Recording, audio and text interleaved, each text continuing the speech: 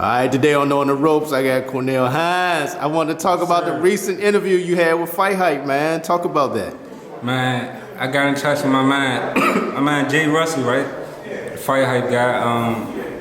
I always wanted to speak my mind about Golden Boy, man, how I feel. Because a lot of people, they don't know, and they always make assumptions like Golden Boy is only for Mexicans. So I wanted to give, me being a black Golden Boy fighter, I wanted to give my opinion, you know? Just talk about what you had gave your opinion on with Fight Hype. Well, I basically gave my opinion on that I wasn't treated fairly, that I came in, thinking that I was a prize fighter, like they was investing in me. And when it came to fighting, which I still had the emails, I wasn't getting no fights. On the contract, it said I was supposed to get this many fights. I got one fight within that year, you know what I'm saying? I made a complaint about it. Everybody ignored me. They made it seem like it was things that it wasn't, saying like, yeah, I got you, we're gonna get you a fight, then they give me a fight with a guy that's, that everybody know that I wasn't ready for, He had way more experience, way more fights, it was just, they basically set me up.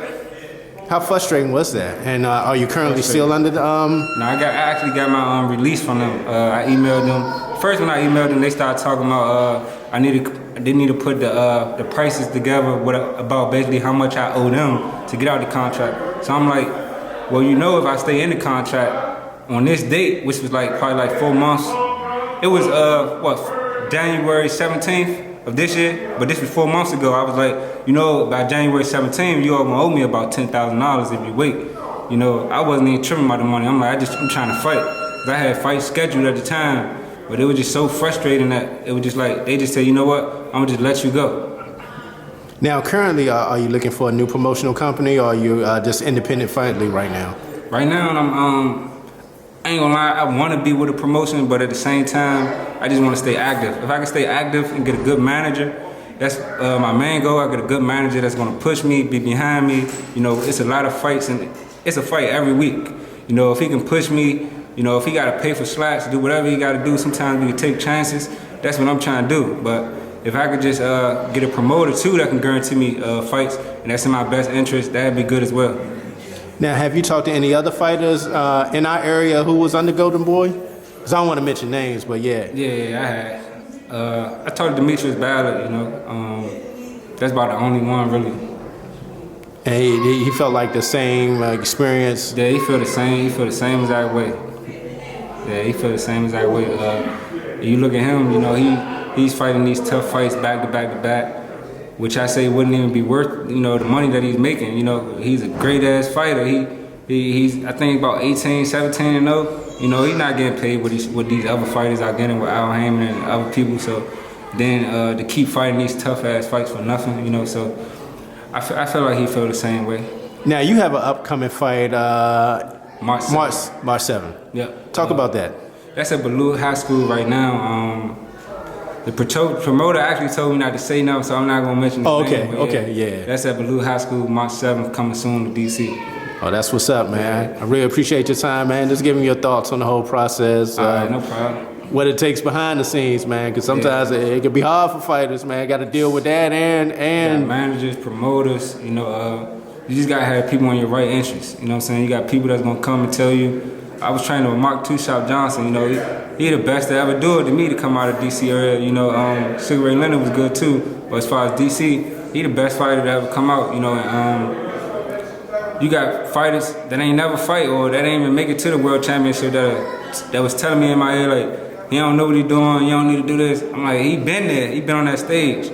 It's different when somebody spectating and somebody actually been in the fight. He know what it takes to lose the weight and stuff like that. You know what I'm saying? So you gotta just watch out. You gotta have a good circle behind, good circle around you. You gotta have a good wall around you, tuning everybody out. Speaking of Two Shop, you talk about what you had just told me about what's going to be happening at the African American Museum. All right, so he was the first African American flyweight, I believe, bantamweight or super flyweight champion in the world. He was the youngest Hall of Famer youngest African American to go into the Hall of Fame. Matter of fact, I believe youngest fighter to go into the Hall of Fame. So next, Tuesday the 21st, January 21st, his shoes, his equipment, as far as his gloves and everything, is going into the African American Museum. So that's gonna be major. You know, I'm gonna be out there. I hope everybody in the DC area can come out. I mean, I really appreciate your time and let me know about that also as well. All right, we took a little small break. I gotta ask you, man, get your thoughts since you from the area of DC, man. What's your thoughts on the Tank Gary Russell matchup? I don't think it's never gonna happen. You know what I'm saying? Reason I think it's never gonna happen. Gary isn't. I don't think he's a big enough name. You know what I'm saying? And when I say that, a name in his own community. You know, you always hear about Gary Russell, Capitol Heights Day, and stuff like that. But you know, DC, people that know DC, a lot of people in DC don't even really know what Capitol Heights is. You know what I'm saying? And a lot don't even know. They don't know who Gary Russell is. You know what I'm saying? Versus Tank, he's in Baltimore. The whole city behind him. He got a Javante Davis Day. You know, DC, they got a Lamont Peterson Day. Like, they know Lamont Peterson's story. You know what I'm saying? Like, he was homeless. He this. They see him in the media. He's done a lot of stuff for the people, which Gary probably does too, but it's not known, you know what I'm saying? Tank has a bigger name. Gary, in the boxing world, he has a big ass name, you know what I'm saying? His father, of course, you can't really say too much about him because he got 4 brothers that won the Nationals, 2 Olympians. That's big right there.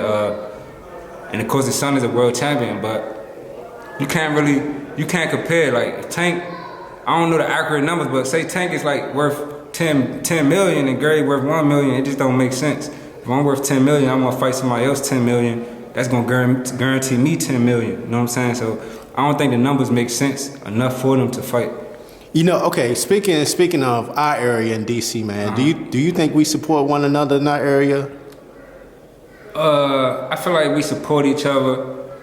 It just depends who you is and what you do. You know what I'm saying? Cause like, when I look at all the older fighters, you know, Mark Two Shop, he had his own barber shop down Southwest. Yeah, I remember that. That's all everybody talk about, you know, and everybody was going to that barber shop, everybody was supporting them.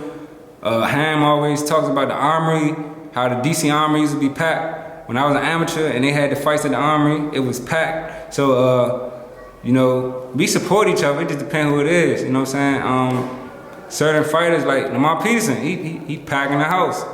But, you know, like certain fights at the MGM where we had local fighters here, you know, had fights, it was so many seats open that it was crazy, you know, especially we got our own MGM here, so it's like, they support, it just, they gotta know you, you know what I'm saying? You gotta be more active here, you know, because in other cities, you know, such as California, Vegas, people they boxing cities. So they're strictly on boxing. We got so many different fields. We got good ass athletes in basketball, football, lacrosse, everything. We got women's basketball. We got so many people. We got good ass rappers. Everybody in DC want to be a rapper now. So it's like, with people in so much field, you don't even got people really looking at boxing unless somebody else say something or they see a flyer or something. So you got to really get in tune with your people to let them know so they can support you. Because I can say I get a lot of support. You know, since I got you, man, I gotta get your thoughts. I gotta get your thoughts, man, on the back and forth right now with Clarissa Shields and Layla Ali. What's your thoughts on that right now? I feel like it's pointless. You know what I'm saying? It's a fantasy fight. It'll never happen. So it's like, what's the point? Even going back and forth. You know what I'm saying? I feel like Clarissa Shields is a different animal. You know what I'm saying? Her beating Franchon early in her career like she did, that proved a lot to me. Like, even though she fought Hammer and all these other people, Franchon was the best fighter that I feel like she fought. And, you know, once she beat her, it was just like all these other people, they good too, but it's like, she's been a beast since day one, since I seen her. So I actually met her at the ringside some years ago. I was trying to get her number. I'm like, damn, she kind of thick. I trying to get her number. You know, my man said he come over to me. He was boxing. He don't box no more. He was like, you know who that is? That's the Olympian. I think that was her first time. I'm like, nah, I don't know who that is. I'm like, I don't even care. You know, I don't even care what it is. She just started laughing. You know what I'm saying? Went back out there with her team. You know, but yeah, she a beast. Layla Ali, I didn't really catch much of her fights. You know, that was before my time, and I wasn't really interested into women's boxing until Clarissa Shields. Tierra Brown, Tyresha Douglas.